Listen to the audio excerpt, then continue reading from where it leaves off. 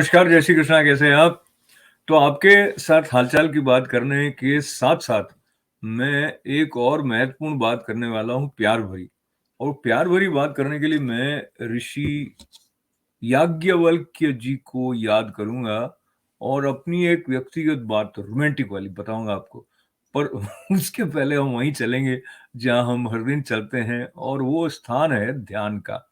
गीता माता का ध्यान पार्थाय प्रतिबोधितां भगवता नारायणेन स्वयं व्यासेन ग्रथितां पुराणमुनिना मध्ये महाभारतम् अद्वैतामृतवर्षिणीं भगवतीम् अष्टादशाध्यायिनीम् अम्ब त्वामनुसन्दधामि भगवत् गीते भवद्वेषिणी। तो बात प्यार की जो चल रही थी ना, प्यार तरह तरह से प्रकट होता है, पर उसके पीछे जो मूल है बिंदु प्यार के प्रकटन का, उसके बारे में याज्ञवल्क्य जी ने जब अपनी भार्या मैत्रेयी गार्गी जी उनको पत्र लिखा था। नहीं, एक्चुअली मैं जो अपनी बात कर रहा था, तो मैं जब अमेरिका आ गया था और मैं पत्र लिख रहा था, तो एक समय में मैंने अपनी धर्मपत्नी जो भारत में थी, उनको एक पत्र में मैंने याज्ञवल्क्य जी के एक वचन को, जो कि मैंने अपने गुरुजी की पुस्तक में पढ़ा था, वो कोट करके लिखा था। उसका सार ऐसा था, कुछ शब्द अलग हैं, कि पिता को पुत्र पुत्र है इसीलिए प्यारा नहीं होता है, वो क्योंकि उसमें अपनी आत्मा को देखता है। और पति को पत्नी प्यारी इसलिए होती है क्योंकि वो उसमें अपनी आत्मा को देखता है। इसी तरह से सारे संबंध, पत्नी जो है उसको पति इसलिए प्रिय होता है क्योंकि वो उसमें अपनी आत्मा को देखती है। तो मुख्य बात ये थी कि हर संबंध के द्वारा हम वस्तुतः अपनी आत्मा से जुड़ रहे हैं। ऐसा कुछ संदर्भ याज्ञवल्क्य जी का था। और तो ये बात बहुत वर्षों पहले मैंने लिखी थी, लेकिन बाद में मैं खुद खुद भी भूल गया। क्योंकि हम व्यवहार में व्यक्ति को देखते हैं, आत्मा तक जोड़ नहीं पाते, उसके लिए थोड़ी साधना करनी पड़ती है। उसके लिए गीता को थोड़ा और अच्छी तरह से पढ़ना चाहिए। तो हम पढ़ना शुरू कर देते। आज का जो है अंतिम 2 श्लोक अपने, जो 17वें अध्याय के हैं ये एक्चुअली, और यहाँ पर लिखा हुआ है गलत, तो उसको मैं पहले सही कर रहा हूँ आपके साथ बैठ के। तो 17वां अध्याय जो है वो सेकंड लास्ट चैप्टर है श्रीमद् भगवद गीता का। तो चलें। यज्ञे तपसि दाने च स्थितिः सदिति चोच्यते कर्म चैव तदर्थीयं सदित्येवाभिधीयते। तो इसका अर्थ ऐसा है कि तथा यज्ञ तप और दान में भी जो स्थिति है वो भी सत्य इस प्रकार कही जाती है, और उस परमात्मा के लिए किया हुआ कर्म निश्चय पूर्वक सत्य ऐसे कहा जाता है। तो इसके पहले जो संदर्भ चल रहे थे वो उनमें बता रहे थे कि कैसे वाले यज्ञ हैं वो सात्विक हैं कि तामसिक या राजसिक हैं इत्यादि। और यज्ञ, दान और तप तीनों के बारे में भी भगवान ने ये बात बताई थी। जो 17वां अध्याय है उसकी शुरुआत अर्जुन के एक इस प्रश्न से हुई थी, जब उन्होंने कहा था कि हे कृष्ण, जो मनुष्य शास्त्र विधि को त्याग कर श्रद्धा से युक्त हुए देव आदि का पूजन करता है, उनकी स्थिति कौन सी है, सात्विकी अथवा राजसी या कि तामसी। यानी शास्त्र के अनुरूप नहीं करके, यूं समझ लीजिए कि अपने मन से ही कर लेता है, तो उसमें फिर क्या श्रद्धा है, कैसे, किसका फल होता है, वो पूरा 17वें अध्याय में भगवान ने कुछ बातें हमको बहुत अच्छे से अर्जुन जी के माध्यम से जो बताई हैं। ये बात पुनः पकड़ने की कोशिश करें कि यज्ञ तप और दान में जो स्थिति है वो भी सत्य इस प्रकार कही जाती है। इसको हम, जो इससे पहले वाला श्लोक था ना, उसमें सत्य इस प्रकार ये परमात्मा का नाम सत्य भाव में और श्रेष्ठ भाव में प्रयोग किया जाता है। और हे पार्थ, उत्तम कर्म में भी सत्य का प्रयोग किया जाता है। तो मुख्य बात ये हुई कि जो परमात्मा को अर्पित करने की दृष्टि से कर्म किया जाता है वो भी सत्य है। अब इसे एक दूसरा श्लोक याद करते हैं जो भोजन मंत्र के रूप में भी प्रयोग में लाया जाता है ना, ब्रह्मार्पणम ब्रह्माग्नो ब्रह्मणाहुतम ब्रह्मेव तेन गंतव्यम ब्रह्म कर्म समाधिना। तो ब्रह्म जो है वो परमात्मा ही है वस्तुतः। अब ये जो भोजन आप कर रहे हैं तो उस मंत्र का कुछ इस तरह का अर्थ बनता है कि आप जो ग्रहण कर रहे हैं वो ब्रह्म है, और जो उसको ग्रहण कर रहा है वो भी ब्रह्म है, और ये जिसको अर्पित किया जा रहा है वो भी ब्रह्म है।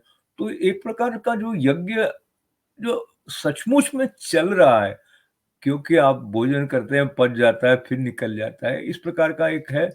लेकिन हम उसको किस भाव से ग्रहण कर रहे हैं, उस प्रकार से उसका असर हमारे ऊपर होता है।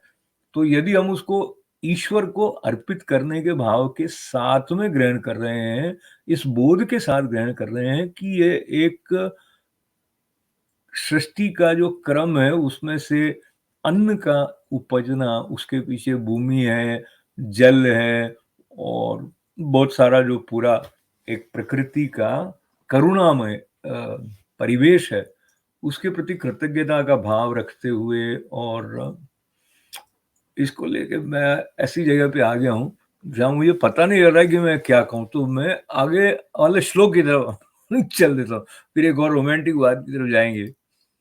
अश्रद्धया हुतं दत्तं तपस्तप्तं कृतं च यत् असिद्धुत्युच्यते पार्थ न च तत्प्रेप्य नो इह।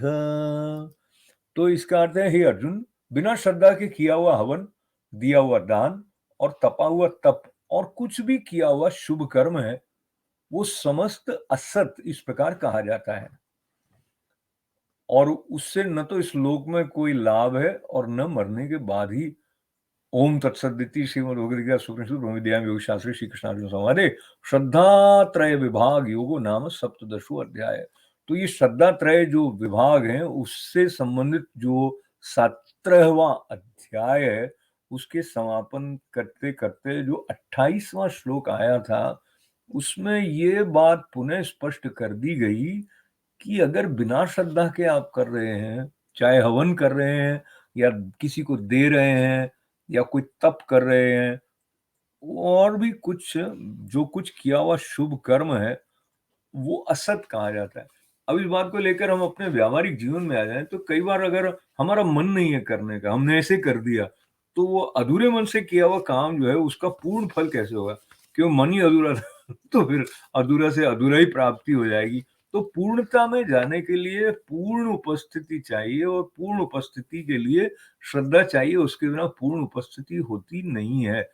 और आपने यज्ञ किया है, इन तीन प्रकारेण कर लिया, उसमें जो शास्त्र विधि है उसका पालन नहीं किया, आपने किसी कुपात्र को ऐसा दान दे दिया जो न उसके काम आने वाला है, और देते समय आपके मन में जो सात्विक भाव है वो न हो के अहंकार और राजसिक जो भाव है वो रहा, तो उसका एक अलग प्रकार का फल प्राप्त हो जाएगा आपको। इतनी बात कह के मैं स्वामी श्री ईश्वरानंद जी महाराज की आनंद मीमांसा पुस्तक का एक संदर्भ, जिसमें वही गार्गी जी का और महर्षि याज्ञवल्क्य जी के संवाद से संबंधित है। तो ये हुआ कि जब ब्रह्मवेत्ताओं के जटिल तब प्रश्नों के उत्तर महर्षि याज्ञवल्क्य दे रहे थे, तो तब तक गार्गी जी से उनका संबंध नहीं हुआ होगा।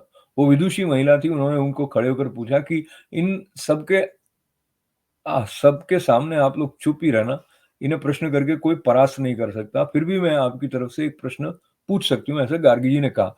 फिर उन्होंने प्रश्न किया कि सब कुछ किस में है? तो याज्ञवल्क्य जी ने कहा कि आकाश में है। फिर उन्होंने कहा कि आकाश किस में है? तो उन्होंने कहा कि अक्षर में है। अब गार्गी जी ने पूछा अक्षर किस में है? तो याज्ञवल्क्य जी बोले, गार्गी तुम कुछ जानती नहीं हो, ये प्रश्न तुम्हारे अज्ञान का सूचक है। अक्षर किस में है ये पूछती हो? तो गार्गी समझ गई कि, फिर कहा कि बोलो याज्ञवल्क्य जी, अक्षर किसको कहते हैं?